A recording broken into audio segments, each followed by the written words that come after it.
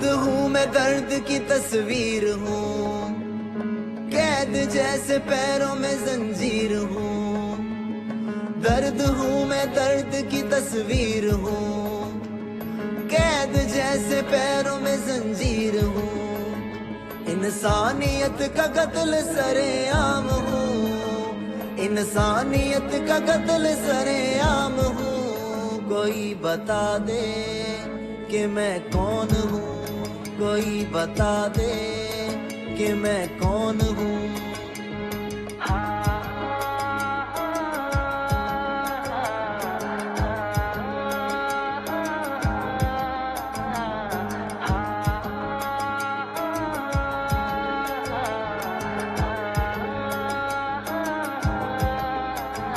شکوا کسے کروں میں کس سے کروں گلا، سنتا دعا نہیں خدا بھی ہو گیا خفا، شکوا کسے کروں میں کس سے کروں گلا، سنتا دعا نہیں خدا بھی ہو گیا خفا، کشمیر میرا نام میں الزام ہوں، کشمیر میرا نام میں الزام ہوں، کوئی بتا دے کہ میں کون ہوں، کوئی بتا دے کہ میں کون ہوں۔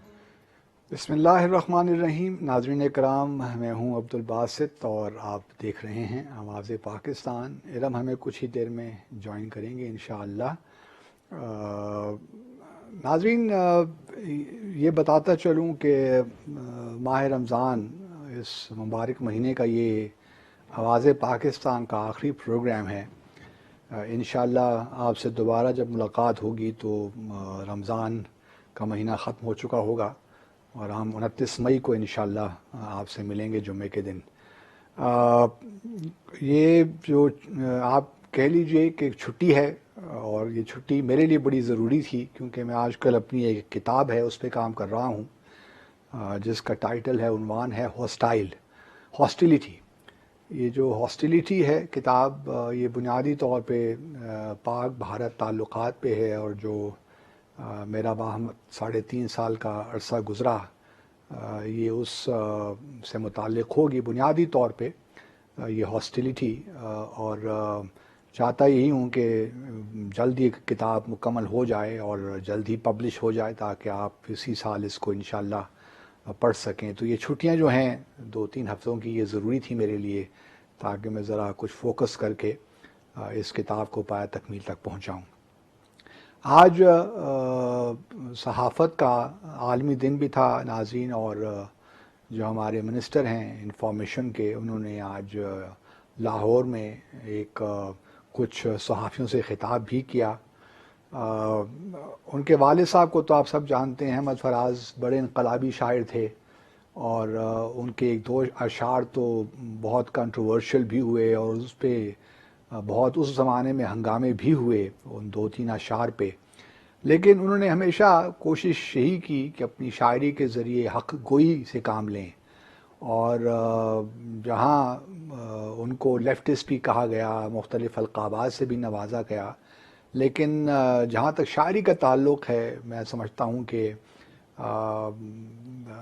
عصر حاضر میں ان کا ہم اثر اگر آپ دیکھ لی تو فیض احمد فیض چلیں تو وہ تو ایک اور تھے، پائے کے شاعر تھے، لیکن ہمارے اپنے دور میں جب ہم بڑے ہو رہے تھے یا شاعری پڑھ رہے تھے تو احمد فراز کا نام ان 5-6 بڑے شعراء میں ہوتا ہے پاکستان کے، جن کو عالمی سطح پہ ریکگنائز کیا گیا تھا۔ تو ان کا جب میں صحافیوں کا دیکھ رہا تھا تو انہی کا ایک مجھے شعر یاد آ گیا کہ صحافی حضرات یہ کہہ رہے ہوں گے، بلکہ خواتین و حضرات، کہ ضبط لازم ہے مگر دکھ ہے قیامت کا فراز، ضبط لازم ہے مگر دکھ ہے قیامت کا فراز، ظالم اب کے بھی نہ روئے گا تو مر جائے گا۔ تو صحافی جو برادری ہے ان کے بہت سے مسائل ہیں، حکومت نے بہت سا پیسہ روک رکھا ہے، ممکن ہے کہ حکومت کے کچھ مسائل ہوں کچھ میڈیا ہاؤسز کے ساتھ، لیکن جو اینکر پرسنز ہیں الیکٹرانک میڈیا میں، ان کی چلیں ہم بات نہیں کرتے، لیکن جو کیمرے کے پیچھے کام کرتے ہیں، کیمرہ مین ہیں، بہت سے لوگ ہیں ناظرین، یہ جب پروگرام آپ تک پہنچتا ہے تو اس میں بہت سے لوگوں کی انوالومنٹ ہوتی ہے، تو ان لوگوں کا کیا قصور ہے بیچاروں کا؟ رپورٹرز ہیں وہ بیچارے مارے مارے پھرتے رہتے ہیں صبح سے لے کے شام تک. تو صحافی جو ہیں اگر آپ میڈیا ہاؤسز کو ان کے بقایا جات نہیں دیں گے تو یقیناً یہ صحافی بھی جو ہیں ان کے مسائل اور بڑھیں گے. تو ہم حکومت سے اور شبلی فراز صاحب سے یہی درخواست کرتے ہیں کہ اپنے والد صاحب کے ان میں کچھ نہ کچھ تو وہ انقلابی جو اسٹریک ہے وہ یقیناً ہوگی، کیونکہ والد صاحب سے کچھ نہ کچھ تو ان کو ملا ہوگا.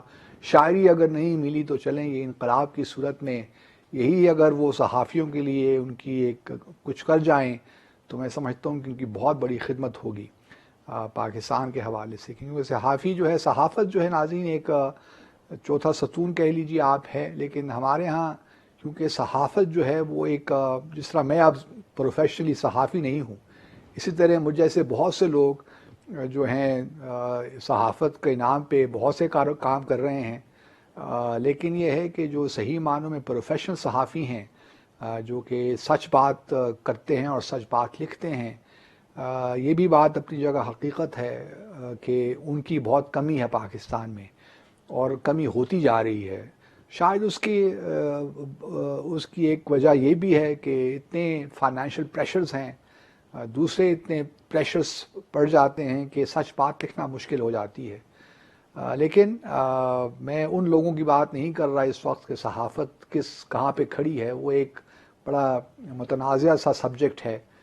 کچھ لوگ، اور یہ بات بھی اپنی جگہ درست ہے کہ پاکستان میں صحافیوں کے قتل بھی ہوتے ہیں، اور پاکستان کا جو ایک عالمی اسٹینڈرڈ اگر آپ کہہ لیں تو کوئی اتنا اچھا ہمارا امیج بھی نہیں ہے.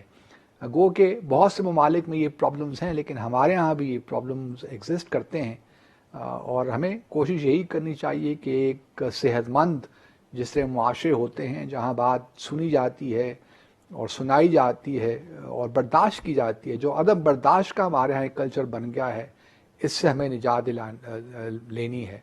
اور حکومت وقت جو بھی ہو ان کو بھی یہ حوصلہ کرنا ہے کہ اگر ان کے خلاف کچھ بات نکلتی ہے تو اس کو وہ سنیں، کیونکہ صحافت کا کام تو تنقید کرنا ہے، اور اگر اچھی بات ہو رہی ہے تو اس کو مثبت طریقے سے پیش بھی کرنا ہے. مثال کے طور پر ابھی آپ لے لیجئے، آج کل کی خبر ہے کہ آڈیٹر جنرل آف پاکستان نے سپریم کورٹ میں جو ہمارا بیت المال ہے اور زکوٰۃ کا جو ادارہ ہے اس میں تقریباً 3.5 بلین روپے کا جو ہے irregularities ہیں. ٹوٹل فنڈ جو ہے ان کا جو بجٹ ہے وہ تقریباً 5 بلین روپے ہے ناظرین، اور اس میں 3.5 بلین کی جو ہے irregularities ہیں. تو آپ یہ سوچ سکتے ہیں کہ کیا زکوٰۃ کو بھی ہم نہیں چھوڑتے. ہمارے جو مورل ایتھاس ہیں اس قدر گر چکے ہیں کہ جو لوگ زکوٰۃ فنڈ بھی مینیج کر رہے ہیں، بیت المال فنڈ کو مینیج کر رہے ہیں، وہ ان فنڈز کو بھی نہیں بخشتے، اور جو غریبوں کا امانت ہے حکومت کے پاس. تو اس سے آپ اندازہ لگا سکتے ہیں. اب سپریم کورٹ کل جو ہے 4 مئی کو ایک لارجر بینچ ہے جو چیف جسٹس گلزار احمد خود اس کی سربراہی کریں گے، تو اس کے بارے میں مزید آگے اطلاعات تفصیلات آئیں گی. لیکن یہ صرف میں آپ کو ایک مثال ہی دے رہا ہوں کہ ہمارے یہاں اگر صحافت اس قسم کے جو ہیں irregularities جو ہیں ان کو سامنے لاتا ہے تو حکومت وقت کو چاہیے کہ صحافیوں کو ٹھیک کرنے کی بجائے اپنے آپ کو ٹھیک کریں. تو صحافی بیچارہ جو پاکستانی صحافی ہے وہ بڑی مشکلات کا بھی شکار ہے، جس طرح اور بہت سے ڈیولپنگ کنٹریز ہیں جہاں اس کو مالی مشکلات ہیں، وہاں یہ بھی پرابلمز آتے ہیں کہ سچ بات کہی کیسے جائے، اور اگر آپ کہتے ہیں تو پھر آپ کو اس کے ریپرکشنز کے لیے تیار بھی رہنا پڑتا ہے. لیکن چونکہ ہمارا سیاسی کلچر بہت ڈسٹارٹ ہوا ہے پچھلے کئی سالوں میں، کبھی ہم ڈکٹیٹرشپ کی طرف جاتے رہے، پھر جمہوریت آتی رہی، اور جمہوریت بھی کیا تھی ناظرین، وہ بھی ایک جو ہے ایک مذاق ہی تھا. جو ہمارے جمہوری نمائندے بھی تھے وہ بھی اپنے آپ کو ڈکٹیٹر ہی سمجھتے تھے، اور جو کام کرتے تھے اپنی مرضی کے، اپنی ومزیکل ہوتا تھی بنیادی طور پہ، کوئی کام بھی ہاں مشورے سے نہیں ہوتا تھا. کیبنٹ کے اجلاس ہی نہیں ہوتے تھے، پارلیمنٹ کو تو وہ کوئی وقت ہی نہیں دیا کرتے تھے، اور آج کل بھی وہی ہو رہا ہے، آپ دیکھ رہے ہیں. تو ہمارے ہاں بھی جو جمہوری رویے ہیں وہ نہیں، صحیح معنوں میں گروتھ ان کی نہیں ہوئی. جمہوریت کا مقصد صرف یہ نہیں ہے، یا مطلب یہ نہیں ہے کہ آپ ہر 5 سال کے بعد انتخابات کروا دیجئے اور وہ جمہوریت ہو گئی. جمہوریت رویوں کا نام ہے، اور یہ شاید آہستہ آہستہ ہی آتے ہیں، لیکن ابھی تک ہمیں ان رویوں میں جو جمہوری رویے ہیں ان میں ابھی اس طرح پختگی ہمارے معاشرے میں نہیں پیدا ہوئی. ہم اس طرح ابھی تک ہم عدم جو ہے برداشت کا شکار ہیں, اور جب تک ہمیں ٹالرنس پیدا نہیں ہوگی, ہم ایک دوسرے کا نقطۂ نظر سویلائز طریقے سے اچھے انداز سے سننے کی ہمت نہیں رکھیں گے, اس وقت تک معاملات اس طرح نہیں, جو ہماری جمہوریت ہے وہ صحیح معنوں میں نہ آگے بڑھ سکتی اور نہ صحافت کو صحیح معنوں میں مواقع مل سکتے ہیں. تو آج کا جو یہ عالمی دن ہے صحافت کا, یہ ہمیں اس بات کی طرف راغب کرتا ہے کہ ہم سوچیں, تھوڑا سا اپنے گریبانوں میں جھانکیں, اور کہ ہم نے کہاں جانا ہے, اپنی ریاست کو کہاں لے کر جانا ہے. تو یہ کچھ ایسے موضوعات تھے جو کہ میں نے کہا شروع میں ہی اپنی بک جو ہے ہاسٹیلیٹی ہے اس کی بھی تھوڑی تشہیر کر دوں, کہ جب وہ آئے تو آپ اس کو ضرور خریدیے گا اور پڑھیے گا, کیونکہ اس میں بہت سی ایسی چیزیں ہیں جو ابھی تک سامنے نہیں آئیں. اور اسی ضمن میں آج جو ہمارا موضوع بھی تھا وہ تھا کمانڈر کلبھوشن جادیو کا. وہ بھی میری کتاب کا ایک حصہ ہوگا. بہت سے اس معاملے کے ایسے ایسپیکٹس ہیں, جب آپ وہ پڑھیں گے میری کتاب ہاسٹیلیٹی کو, تو آپ کو یقین نہیں آئے گا کہ پاکستان میں یا ہندوستان کے مابین اس قسم کے کام بھی ہوتے ہیں. لیکن بہرحال کچھ چیزیں ایسی ہیں جن سے پردہ اٹھانا ضروری ہوتا ہے, اور وہ میں کوشش کروں گا کہ جس حد تک مجھے ایک قسم کا آفیشل سیکرٹ ایکٹس کے تحت رہ کر اجازت ہے, جو میں لکھ سکتا ہوں بغیر پاکستانی ریاست کے مفادات کو نقصان پہنچاتے وہ باتیں کہوں, کیونکہ بہت سے معاملات ایسے ہیں جو کہ پبلکلی آپ ڈسکس نہیں کر سکتے یا ان پہ بات نہیں کر سکتے. لیکن اس کتاب میں بہرحال بہت سی ایسی چیزیں ہوں گی جب آپ انشاءاللہ پڑھیں گے تو آپ کو کسی حد تک آپ تھوڑا سا پریشان ضرور ہوں گے کہ کس طرح پاکستان کی حکومت کے معاملات چلتے ہیں جب بات بھارت کی آتی ہے. تو یہ مختصر سا وقفہ لیتے ہیں ناظرین, اور پھر کلبھوشن جادیو کے بارے میں ذرا بات کرتے ہیں, کیونکہ آج اس کے بارے میں کہ انتہائی اہم خبر سامنے آئی ہے.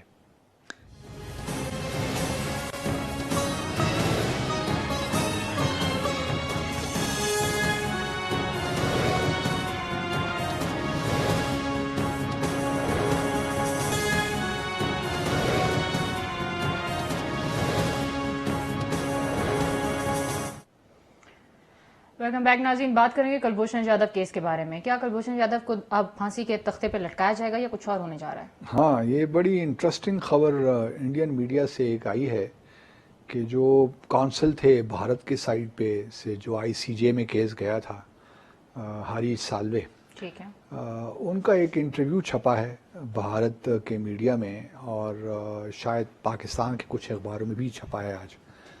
اس انٹرویو کے مطابق ان کا کہنا ہے کہ بھارت نے پاکستان سے ریکویسٹ کی تھی بیہائنڈ دا سینس کہ کلبھوشن جادیو کو رہا کر دیں, جانے دیں, انسانی ہمدردی کی بنیاد پہ, اور لیکن پاکستان نے وہ بات مانی نہیں. ان کا کہنا تھا کہ جو ہمارے اس وقت کے نیشنل سیکیورٹی ایڈوائزر تھے اور بھارت کے national security advisor Ajit Doval اور ناصر جنجوعہ صاحب, یہ دونوں آپس میں ان ٹچ تھے اور ان کی میٹنگز بھی ہوتی رہی ہیں, اور ان میٹنگز میں بھارت نے یہ درخواست کی کہ بھئی چھوڑو, جانے دے, اس بندہ پھنس گیا, ان کی کریے. ٹھیک ہے, لیکن جب پاکستان نے نہ تو کونسلر ایکسیس دی, جو ہمارا مئی 2008 کا بائیلیٹرل ایگریمنٹ ہے, اس کے تحت ہمیں یہ اختیار تھا کہ ہم ان معاملات میں جو سیکیورٹی سے ریلیٹڈ معاملات ہوتے ہیں ان قیدیوں کو ہم کونسلر ایکسیس دیں نہ دیں وہ دونوں ممالک کی مرضی ہے, وہ آٹومیٹک نہیں ہوتی. صحیح. دوسرے جو قیدی ہیں جو اسمگلنگ کرتے ہوئے پکڑے گئے یا فشرمین ہیں یا کوئی اور ہیں, تو 3 ماہ کے اندر کونسلر ایکسیس دینا ضروری ہوتا ہے, لازمی ہے, وہ آبلیگیٹری ہے. لیکن جو یہ ہے کہ میرا شاید پیراگراف 5 ہے اس ایگریمنٹ کا, جس کے تحت لازم نہیں ہے کہ جو اسپائز ہیں یا سیکیورٹی ریلیٹڈ میٹرز میں آپ ان قیدیوں کو ضروری ہے، لازم ہے کہ آپ قونصل ایکسیس دیں۔ تو بہرحال جب پاکستان نے یہ کہا کہ جی بڑا مشکل ہے، ہم تو یہ نہیں کر سکتے کمانڈر کلبھوشن جادیو کو، تو پھر جو ہے اور قونصل ایکسیس بھی ابھی ہم سوچ رہے ہیں، تو پھر بھارت نے فیصلہ کیا کہ اب ہمیں جو ہے انٹرنیشنل کورٹ آف جسٹس جانا چاہیے۔ ٹھیک ہے۔ اس سے پہلے آپ کو یاد ہوگا کہ ہم نے بھارت جو کمانڈر کلبھوشن جادیو ہیں، ان کی والدہ صاحبہ کو اور ان کی بیگم صاحبہ کو ملنے دیا تھا۔ وہ فارن آفس پر اسلام آباد بھی تشریف دونوں آئی تھیں اور یہاں ان کی ملاقات بھی ہوئی تھی، بٹ وہ قونصل ایکسیس نہیں کہلاتی۔ صحیح۔ قونصل ایکسیس یہ ہوتی ہے کہ بھئی آپ جو ہے جو وہاں پر ان کا جو سفارت خانہ ہے، ہائی کمیشن ہے، وہ آئے، وہ آفیسر آئے، ان سے بات چیت کرے، پھر ان کا جو وکیل ہے وہ بھی آ کے ان سے بات کرے، دیٹ کائنڈ آف اسٹاف۔ تو جب یہ ICJ میں کیس گیا تو یہ 1963 کا جو ویانا کنونشن ہے آن کونسلر میٹرز اور کونسلر ریلیشنز، اس کے تحت بھارت گیا کہ بھئی دیکھیے قونصل ایکسیس تو جو ویانا کنونشن ہے وہ تو یہی کہہ رہا ہے، اور یہ ایک انسانی حق ہے، اور یہ جو پورا ٹرائل چلا ہے، اور یہ بھی آپ کو بتا دوں کہ 10 اپریل 2017 کو کلبھوشن جادیو کو سزائے موت آلریڈی سنا دی گئی تھی۔ صحیح۔ لیکن اس کے بعد یہ بھی پروسیس چلنا تھا۔ اس کے پاس 2 ابھی مرسی پٹیشنز تھیں، ایک یا وہ مرسی پٹیشن آرمی چیف کو کرتا، اور اگر آرمی چیف اس کو ریجیکٹ کر دیتے تو پھر مرسی پٹیشن وہ پریزیڈنٹ کو کر سکتا تھا۔ تو بہرحال جب سزائے موت ہو گئی 10 اپریل 2017 کو، تو فیصلہ یہ ہوا کہ اب ہم نے جانا ICJ۔ پہلے تو چونکہ میں اس وقت بھارت ہی میں تھا، اور اس وقت آپ کو یاد ہے کہ یہ 3 مارچ 2016 کو یہ گرفتار ہوا تھا بلوچستان سے کمانڈر کلبھوشن جادیو، اور جہاں تک مجھے یاد پڑتا ہے 23 یا 25 مارچ کو پھر ہم نے بھارت کو انفارم کیا تھا کہ بھئی یہ ہم نے بندہ آپ کا پکڑ لیا ہے، اور ساتھ ایک پریس کانفرنس بھی اگر آپ کو یاد ہو وہ بھی ہوئی تھی۔ ٹھیک ہے۔ جنرل آصف غفوری شاید تھے صحیح۔ اس زمانے میں۔ تو انہوں نے ایک پریس کانفرنس کی اور بتایا کہ جی یہ کمانڈر کلبھوشن جادیو کو ہم نے پکڑ لیا ہے، اور یہ ایک بہت بڑی مچھلی ہمارے ہاتھ لگی ہے، اور اس پہ بہت سے الزامات تھے۔ صرف یہ نہیں تھا کہ وہ جاسوسی کے الزام میں پکڑا گیا تھا، بلکہ وہ چابہار سے ایران سے آتا تھا، اور اس سے پہلے وہ بہت دفعہ آیا اور گیا، اور یہاں پہ وہ باقاعدہ فنڈنگ کرتا تھا ٹیرر ایکٹیویٹیز پہ، کراچی میں، بلوچستان میں خاص طور پہ۔ اور اس بار وہ پکڑا گیا اور اس پہ ٹرائل ہوا، پھر اس کا سزا ہو گئی۔ اس دوران اسی سال 2016 میں جب یہ مارچ میں یہ ہوا، تو 8 جولائی کو آپ کو یاد ہوگا کہ برہان وانی کی شہادت ہو جاتی ہے۔ جی۔ اچھا، برہان وانی کی شہادت کے بعد ذرا پاکستان بھارت کے درمیان تعلقات میں بڑا کھچاؤ سا آ گیا تھا۔ اگر وہ نہ ہوتا تو شاید معاملات ڈفرنٹ ہوتے۔ صحیح۔ لیکن وہ واقعہ اس ہونے کی وجہ سے بہت کھچاؤ تھا، اور آپ کو یاد ہے کہ پھر اقوام متحدہ میں گو کہ ہمارے وزیر اعظم نے، اس وقت کے وزیر اعظم نواز شریف صاحب نے کشمیر سے متعلق بات کی، لیکن اپنی تقریر میں بہرحال کمانڈر کلبھوشن جادیو کا ذکر نہیں تھا۔ بالکل۔ تو کچھ انڈینز کو یہ بھی شاید اس سے ایک میسج ملا کہ شاید پاکستان کچھ سوچ رہا ہے کہ بھارت کی جو شاید اس کو رہا کر دے، تو تھوڑا پاکستان پہ پریشر رکھتے ہیں۔ ٹھیک ہے۔ تو پریشر رکھنے کے لیے یہ ہوا کہ وہ جو مودی اور وزیر اعظم نواز شریف کے درمیان ملاقات نیو یارک میں اگر کوئی ممکن تھا تو وہ نہیں ہو پائی۔ ٹھیک ہے۔ اس کے بعد پھر ایک پروسیس چلا جس میں تھوڑی بہت انوالومنٹ میری بھی تھی کہ کسی طریقے سے جو ہے یہ جو ڈائلاگ کا پروسیس ہے اس کو اسٹارٹ کروایا جائے۔ تو پھر ایک فیصلہ یہ ہوا کہ جو نیشنل سیکیورٹی ایڈوائزرز ہیں دونوں ممالک کے، ہمراہ اپنے جو فارن سیکرٹریز ہیں ان کے ہمراہ یہ بینکاک میں ملاقات کریں گے 6 دسمبر 2016 کو۔ ٹھیک ہے۔ تو اور اس ملاقات کو بڑا خفیہ رکھا گیا تھا آخری وقت تک۔ ٹھیک ہے۔ اور یہ ملاقات ہوئی، وہاں بھی یہ ریکویسٹ کی گئی، لیکن ہماری سائیڈ نے بہرحال اس وقت تو کچھ نہیں کہا۔ لیکن جب سزائے موت ہو گئی 10 اپریل 2017 کو تو پھر بڑا معلوم پڑ گیا کہ اب پاکستان نے پوزیشن اپنی ایک لے لیا اور ان کو اب رہا نہیں کریں گے. ٹھیک ہے. اس لیے وہ پھر ICJ گئے. تو یہ بیک گراؤنڈ ہے.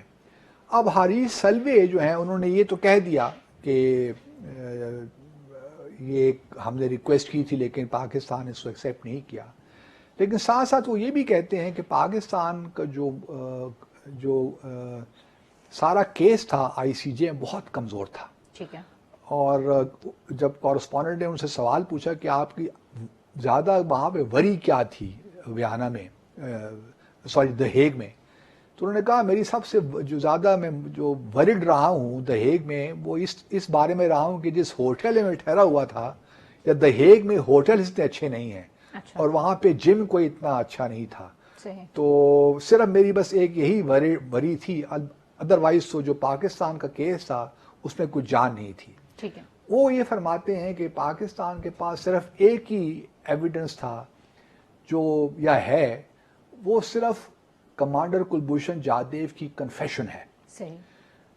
کہ اس نے یہ کنفیس کیا ہے کہ میں نے یہ سارے کام کیے ہیں جو مجھ پہ چارج شیٹ لگائی گئی ہے، کہ میں نے جاسوسی بھی کی ہے، سیبوتاج کی ایکٹیویٹیز میں میں رہا ہوں، سبورژن بھی کرتا رہا ہوں، ٹیررزم کو بھی فنڈ کیا ہے، سو آن اینڈ سو فورتھ. لیکن اور بات یہ بھی اپنی جگہ حقیقت ہے کہ بہرحال جو فیصلہ ہوا وہ بھارت کے حق میں ہوا، کیونکہ ICJ نے بڑے کلیئرلی یہ کہا کہ بھارت کو کونسل ایکسیس پاکستان کو ضرور دینی چاہیے. صحیح. اور پھر ہم نے دی بھی بات میں، اور ساتھ میں جو ICJ نے ایک اور فیصلے میں کہا، اپنے لکھا کہ یہ جو سارا کیس ہے جو ٹرائل چلا ہے اس کو ایفیکٹولی ریویو کرے پاکستان. ٹھیک ہے. اب اس معاملے کو بھی دیکھیے، 2 کونسل ایکسیس تو ہم نے دے دی، وہ ایک دفعہ ہم نے دی، اس کے بعد کیا ہوا اللہ بہتر جانتا ہے. اس کے بعد بقول بھارت کے انہوں نے دوبارہ کئی بار ریکویسٹ کی ہے، لیکن ابھی تک دوبارہ ہم نے کونسل ایکسیس نہیں دی، کیونکہ ابھی تک ہم نے خود یہ فیصلہ نہیں کیا کہ جو کہ ICJ نے ہمیں جو کہا ہے کہ اس کو ایفیکٹولی ریویو کریں اس سارے کیس کو، وہ ہم کس طرح کریں. ہم پہلے بھی اس سے بات کر چکے ہیں کہ آیا اسی جو ملٹری کورٹ ہے اس سے دوبارہ ریویو کروائیں، اور بھارت جو کمانڈر کلبھوشن جادیو کے وکیل جو وہ نامینیٹ کریں ان کو موقع دیں کہ وہ آ کر ملٹری کورٹ میں اپنا کیس پیش کریں یا اپیل پیش کریں، کیونکہ اب ری اوپن تو نہیں ہو سکتا نا کیس، ریویو ہونا اور بات ہوتی ہے. یا یہ کورٹ اب ہائی کورٹ کے پاس چلا جائے، کیس ہائی کورٹ کے پاس چلا جائے، وہاں پہ ریویو کروانے کی اجازت دی جائے. اب یہ فیصلہ بنیادی طور پہ ہم نے کرنا ہے کہ ہم چاہتے کیا ہیں. دوسری طرف مرسی پٹیشن جو ہے کلبھوشن جادیو کی، وہ آرمی چیف آرمی کے پاس پڑی ہے. اس میں وہ تقریباً میرے خیال میں آپ دیکھیں 10 اپریل کے بعد، اپریل کے مہینے کو آپ لے لیں تو تقریباً 1.5 سال تو ہو گیا ہے اس مرسی پٹیشن کو. ابھی تک ہم فیصلہ نہیں کر پائے کہ ہم نے کیا کرنا ہے، کیونکہ اگر اور اسی وجہ سے ICJ جو حریث سالوے ان کا کہنا ہے کیونکہ پاکستان کوئی پروگریس شو نہیں کر رہا، بالکل ایک اس طرح کل ڈی سیک ایک تنگ گلی میں بند گلی میں ہم آ گئے ہیں اور کچھ پتہ نہیں چل رہا اور پاکستان کسی بات کا جواب نہیں دے رہا، تو ہم یہ سوچ رہے ہیں کہ ہم دوبارہ ICJ جائیں، تاکہ کیونکہ یہ پاکستان جو ہے اس وقت لیت و لال سے کام لے رہا ہے، کچھ سمجھ میں نہیں آ رہا کہ پاکستان چاہتا کیا ہے. میری حکومت وقت سے ایک گزارش ہے، ریکویسٹ ہے.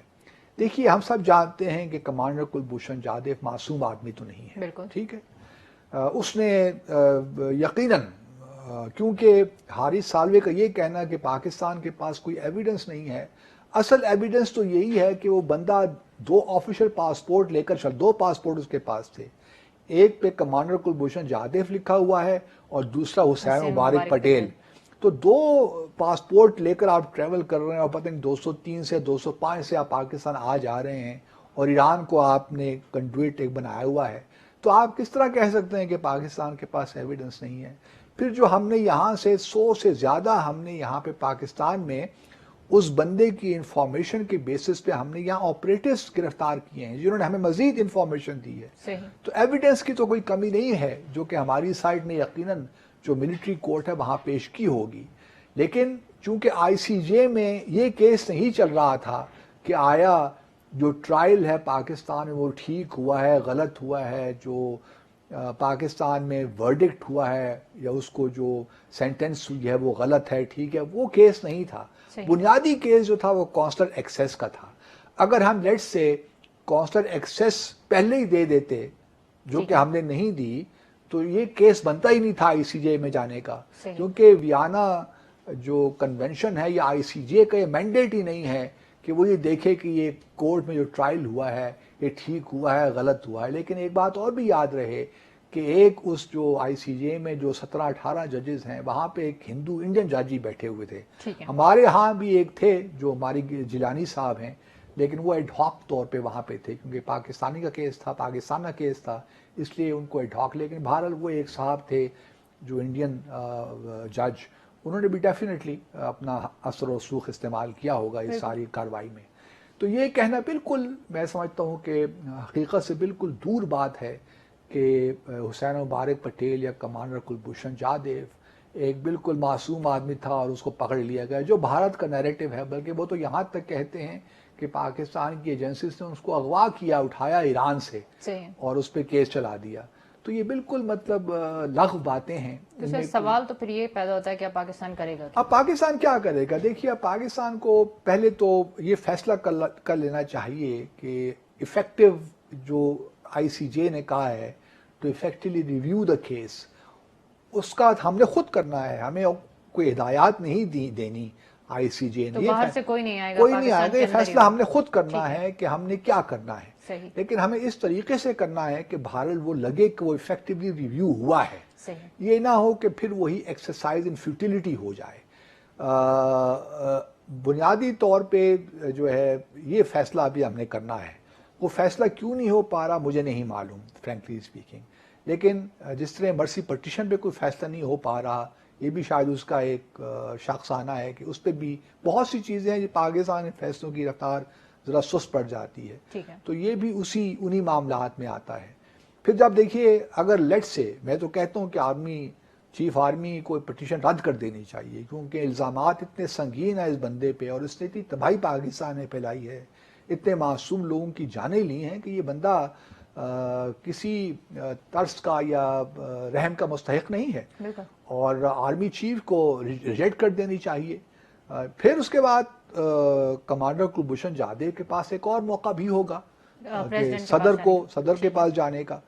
اس دوران یہ جو ریویو پٹیشن ایفیکٹولی ریویو بھی ہو جاتا ہے، کونسل ایکسیس بھی مل جاتی ہے، یہ فیصلہ بھی ہو جاتا ہے کہ آیا ملٹری کورٹ ریویو کرے گی ان کے وکیل کے ساتھ، ان کے نامنیٹڈ وکیل کے ساتھ، کیونکہ باہر سے تو انڈیا سے تو وکیل نہیں آ سکتا، ہمارے سسٹم میں پاسبل نہیں ہے. وکیل ان کو یہیں سے ہائر کرنا پڑے گا پاکستان ہی سے. تو یہ جس طرح پہلے بھی حامد انصاری کا ایک کیس تھا، پاکستانی وکیل ان کو ریپرزینٹ کر رہا تھا یہاں پہ، تو اور بہت سے کیسز تھے. اس طرح ہمارے ہاں وہاں پہ بھی ہوتا ہے. ہم بھی وہاں پہ پاکستانی پھنس جاتا ہے تو ہم لوکل ایک وکیل ہائر کر لیتے تھے اور وہ ہمارے بہا پہ کام کرتا تھا کرتی تھی. تو وہ بھی ہو سکتا ہے، کوئی معاملہ ایسا نہیں ہے. لیکن حکومت پاکستان کو فیصلہ کر لینا چاہیے، کیونکہ دوبارہ اگر بھارت آئی سی جے میں چلا گیا تو مطلب ایک امیج کا جو ایشو ہوتا ہے نا وہ سامنے آ جاتا ہے. تو امیج کو ٹھیک کرنے کے لیے ہم بار بار کہتے ہیں کہ پاکستان کا امیج خراب ہے باہر کی دنیا میں.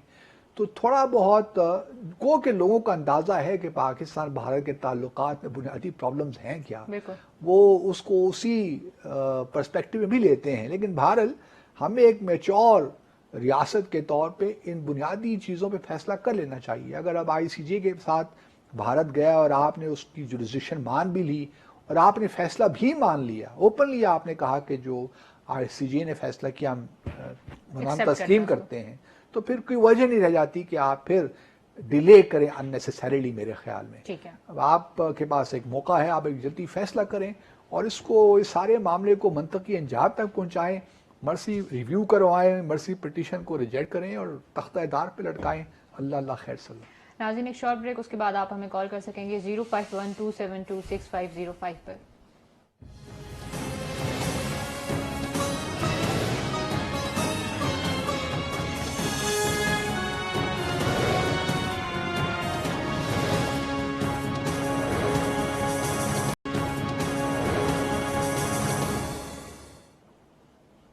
ویلکم بیک ناظرین.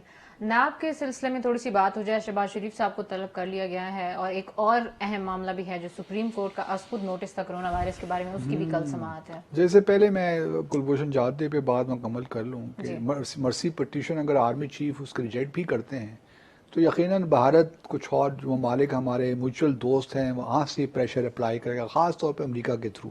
ٹھیک ہے, تو ممکن ہے کہ صدر صاحب پھر تھوڑا لینینٹ ذرا ویو لے کر جو کیپٹل پنشمنٹ ہے اس کو لائف سینٹنس میں بدل دے, عمر قید سزا میں بھی پاسبلٹی ہو سکتی ہے اگر آپ نے کچھ دکھانا ہے بھارت کو کچھ گڈ ول جسچر کے طور پہ, جو کہ دکھانا بنتا نہیں ہے جو ہاں جو 5 اگست کے بعد سے ہو رہی ہے. لیکن یہ ہے کہ اگر وہ کچھ دکھانا چاہتے ہیں کہ بھئی ٹھیک ہے تو یہ بھی ایک طریقہ ہوتا ہے انٹر اسٹیٹ ریلیشنز میں کہ آپ نے اس کو پھر لائف سینٹنس جو ہے وہ 10 سال چلتی ہے 14 سال چلتی ہے, پھر ڈیپینڈ کرتا ہے. تو پھر وہ 14 سال کے بعد واپس چلا جائے گا حضرت. تو یہ بھی ممکن ہے, اس کو بھی ہم, اور پھر وہ ڈیپینڈ کرتا ہے کہ آگے تعلقات کی نوعیت کیا بنتی ہے بھارت کے ساتھ.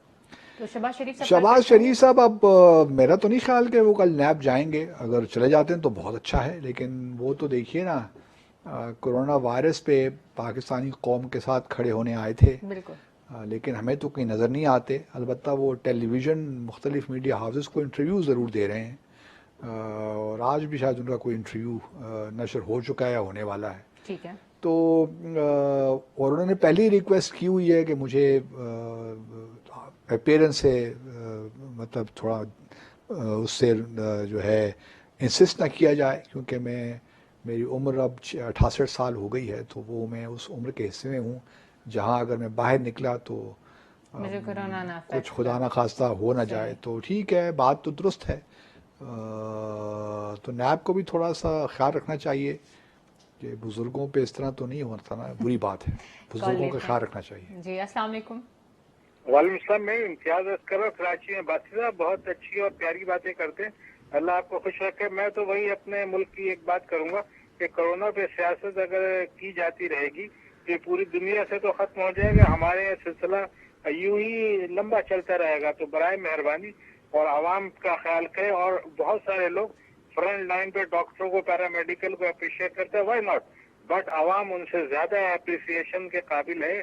قلت خوراک کی کمی, صحت کی کمی, دوا داروں کی کمی, اس کے باوجود پاکستانی عوام زندہ ہے, اور انشاءاللہ اللہ انہیں حیاتی دے. یہ بھی دیکھیں کہ عوام بہت بڑی ہستی ہے جو ان لوگوں کو منتخب کر کے اسمبلیوں میں پہنچاتی ہے. پاکستانی عوام کو بھی سلوٹ پیش کرنا چاہیے. بہت شکریہ. تو ٹھیک ہے امتیاز صاحب, پاکستانی عوام کو بھی اپریشیٹ ہم اپنے آپ کو بھی کرنا چاہیے, ہمیں بھی. لیکن سر امپورٹنٹ سوال یہ رہ گیا کہ جو سپریم کورٹ کا کیس تھا اس میں ہمارے جو وزیر صحت ہیں ان کے حوالے سے بھی کچھ بات کی گئی تھی, اسپیشل جو اسسٹنٹ آرمی, ان کے بارے میں تو پہلے سی بات ہو رہی ہے کہ انہوں نے کچھ باتیں ایسی لوگ کر بھی رہے ہیں, میڈیا میں بھی افواہیں گرم ہیں. اگر سپریم کورٹ نے سو موٹو لیا ہے تو کچھ نہ کچھ تو اس میں جان ہوگی. اب کس حد تک یہ باتیں درست ہیں غلط ہیں, دودھ کا دودھ پانی کا پانی ہو جائے گا. لیکن جب میں نے بلایا تھا ڈاکٹر ظفر مرزا کو پتہ نہیں کتنے عرصے سال پہلے, جب وہ کافی ماہ ہو گئے ہیں, مہینے, یہ کرونا وائرس سے پہلے کی بات ہے, تو اس وقت تو مجھے ایک بھلے مانس لگ رہے تھے, اور میں ابھی بھی سمجھتا ہوں کہ ان کو اس قسم کی کرپشن میں انوالو ہونے کی ضرورت نہیں ہے. لیکن طاقت مطلب یہ غائب ہوا, ماسک چلے گئے, اور یہ بہت چھوٹی چھوٹی باتیں ہیں, اور اللہ تعالیٰ جب عزت دیتا ہے تو پھر آپ, لیکن ہمارے یہاں یہ ہے نا کہ ہمیں عزت بھی راس نہیں آتی. جب ہمیں اللہ تعالیٰ عزت دیتا ہے تو ہم اس کو اپنے ایسے ذاتی مفادات کے لیے استعمال کرتے ہیں کہ ہمیں وہ بھی راس نہیں آتی, اللہ تعالیٰ وہ عزت بھی ہمیں نہیں دے مطلب. تو یہ بھی ایک مسئلہ تو ہے ہمارے ملک کا. لیکن میں امید کرتا ہوں اور دعا بھی کرتا ہوں کہ جو ان کے خلاف الزامات ہیں, میری اپنی خواہش ہے کہ وہ غلط ثابت ہوں, کیونکہ میں مطلب ڈاکٹر ظفر مرزا کو جانتا بھی ہوں, اور تھوڑا بہت اگر یہ ہوا تو مجھے ذاتی طور پر بہت دکھ ہوگا. فردوس حاجی کمان صاحبہ کا بھی تعلق ہے نا سیالکوٹ سے, اور یہ صاحب بھی سیالکوٹ سے ہیں. اچھا چلیں, پھر تو آپ نے صحیح کنیکشن نکالا, اور خواجہ سے بھی سیالکوٹ سے ہیں. جی کال لیتے ہیں. السلام علیکم. السلام علیکم. جی وعلیکم السلام. راہیل احمد بات کر رہا ہوں جھنگ سے. جی راہیل صاحب فرمائیے. سر کیسے ہیں؟ خیریت سے؟ اللہ کا بڑا کرم ہے. سر میں 28 ایئرس کا ہوں اور میں آپ کو تب سے آپ کا فین جب آپ انڈیا میں ایمبیسڈر تھے. تھینک یو ویری اسپیشلی مچ. میں نے آپ کی ایک میٹنگ دیکھی تھی فوری رہنماؤں کے ساتھ اور اس پہ انڈیا کو بہت نقشے بھی لگے تھی. میرا کوشچن سر تب سے مائنڈ میں یہ ہے کہ کیا آپ یہ سمجھتے ہیں اپنے ایکسپیرینس کی بیس پر کہ کبھی پاکستان اور انڈیا ڈائیلاگ سے کشمیر کا مسئلہ حل کر لیں گے؟ مطلب اس کا میرے خیال میں جنگ کے علاوہ میں اپنی پرسنل اوپینین دے رہا ہوں حل نہیں ہے، لیکن آپ اس کے بارے میں کیا کہتے ہیں سر؟ دیکھیے ڈائیلاگ تو ہم نے 2004 اور 2007 میں بیک چینل پہ کیا تھا، لیکن وہ کشمیر سے زیادہ دہشت گردی کے معاملے میں ڈائیلاگ چلا گیا. ٹھیک ہے. اور اس کا مجھے بڑا افسوس ہے کیونکہ جو لوگ بھی بیک چینل میں انوالو تھے میرے اپنے خیال میں وہ اتنے اپنے مینڈیٹ سے اتنے آگے پیچھے ہو گئے کہ جو مسائل حل کرنے چاہیے تھے وہ تو حل نہیں ہوئے اور دوسری چیزوں کے پیچھے لگ گئے. قصوری صاحب یہ کلیم کرتے ہیں اپنی کتاب میں کہ ہم بالکل قریب تھے ایک جو پوائنٹ جو مشرف کا 4 پوائنٹ فارمولا تھا اس کے تحت. میری اپنی ذاتی رائے یہ ہے کہ وہ ایک سارا بھارت کی طرف سے ایک ایسا جال سا آپ کے لیے بنایا گیا تھا یا بچھایا گیا تھا کہ آپ کو بالکل اپنی جو پوزیشن ہے کشمیر سے آہستہ آہستہ دور لے کر جائے، آپ کو انڈر مائن کرے، جو وہاں پہ آرمڈ اسٹرگل ہو رہی تھی اس کو ویکن کرے. تو بھارت اس میں کامیاب ہو گیا. 2007 دیکھیے نا، منموہن سنگھ 10 سال وزیر اعظم رہے، وہ 1 منٹ کے لیے پاکستان تشریف نہیں لائے، بلکہ ایز پرائیویٹ سٹیزن بھی پرائم منسٹر نواز شریف نے ان کو انوائٹ کیا، پھر بھی انہوں نے آنے سے انکار کر دیا. تو کانگریس بھی انٹرسٹڈ نہیں تھی. بھارت کا ہمیں چاہے وہ بی جے پی ہو، بی جے پی کا کچھ زیادہ ہے، لیکن کانگریس اور بی جے پی یہ سارے اکھنڈ بھارت پہ یقین رکھتے ہیں. تو میں آپ کی بات سے اتفاق کرتا ہوں کہ صرف گفت و شنید کے حد تک تو یہ معاملہ طے نہیں ہوگا. اگر ہوگا بھی تو اس کا جو معاملہ نکلے گا 1 سائیڈڈ ہوگا سلوشن. لیکن ڈپینڈ کرتا ہے کہ کشمیری کتنی قربانیاں دے سکتے ہیں یا دینا چاہتے ہیں. اگر انہوں نے کسی نہ کسی طریقے سے اپنی آرمڈ اسٹرگل کو زندہ رکھا، اپنی پولیٹیکل اسٹرگل کو زندہ رکھا، اگر ہر جمعے کے دن نماز جمعہ کے بعد لاکھ بندہ باہر نکلتا ہے، سڑکوں پہ آتا ہے، تو دنیا نوٹس لیتی ہے اس چیزوں کا. تو یہ تمام چیزیں ہیں. اسٹرگل کوئی تھوڑی سی سیزنل ہو گئی ہے، کہنا نہیں چاہیے، لیکن کچھ لوگ ایسے ہیں کہ جو بالکل تھوڑے سے عرصے جب کوئی شہادت ہو جاتی ہے تو باہر آ جاتے ہیں، پھر بعد میں پھر گھروں میں بیٹھ جاتے ہیں. کشمیریوں نے بیچارہ سفر بہت کیا ہے نا. دیکھیے پچھلے 40 سال سے لڑ رہے ہیں، بالکل ابھی بھی دیکھیے نا. اور اسی طرح سے پھر آہستہ آہستہ بھارت تھوڑا نوجوانوں کو شہید کرتا جا رہا ہے. ٹیکٹس استعمال کر رہا ہے بھارت نا، کہ اب مثال کے طور پر جب سے 5 اگست سے یہ ہوا ہے معاملہ، ہزاروں نوجوان ابھی تک قید ہیں اور کسی کو معلوم نہیں ہے وہ کہاں ہیں، زندہ ہیں، کیا ہیں. تو اس قسم کے ٹیکٹس جو ہیں وہ بھارت استعمال کر رہا ہے. آپریشن تو زبردست ہو رہا ہے وہاں پہ. ابھی بھی دیکھیے وہاں پہ جو آرمڈ اسٹرگل ہے، کچھ ملیٹنٹس ہیں شہید کر دیے گئے. پچھلے 1 ہفتے سے انکاؤنٹرز ہو رہے ہیں، جس کا مطلب یہ ہے جن کو بھارت نے ملیٹنٹ کا نام دیا. ملیٹنٹس ہیں، ٹھیک ہے، مجاہدین ہیں، فریڈم فائٹرز آپ کہہ رہے ہیں، لیکن لیکن کوشچن یہی ہے بنیادی طور پہ آ کے اسی پہ رکے گا کہ کشمیری کیا چاہتے ہیں. اور کشمیریوں نے اگر یہ فیصلہ کر لیا ہے کہ انہوں نے سب کچھ اپنی آزادی کے لیے قربان کر دینا ہے، تو پھر I agree with this gentlemen کہ اس میں آرمڈ اسٹرگل اور پولیٹیکل اسٹرگل ساتھ ساتھ چلیں گی. اس کے بغیر نہیں ہو سکتا یہ کام. ناظرین، ہم امید کرتے ہیں آپ کو ہمارا آج کا پروگرام پسند آیا ہوگا. یہ اس ہفتے کا آخری پروگرام ہے. برائے مہربانی گھروں میں رہیں اور ایک دوسرے سے مناسب فاصلہ رکھیں. اللہ حافظ. پاکستان زندہ باد.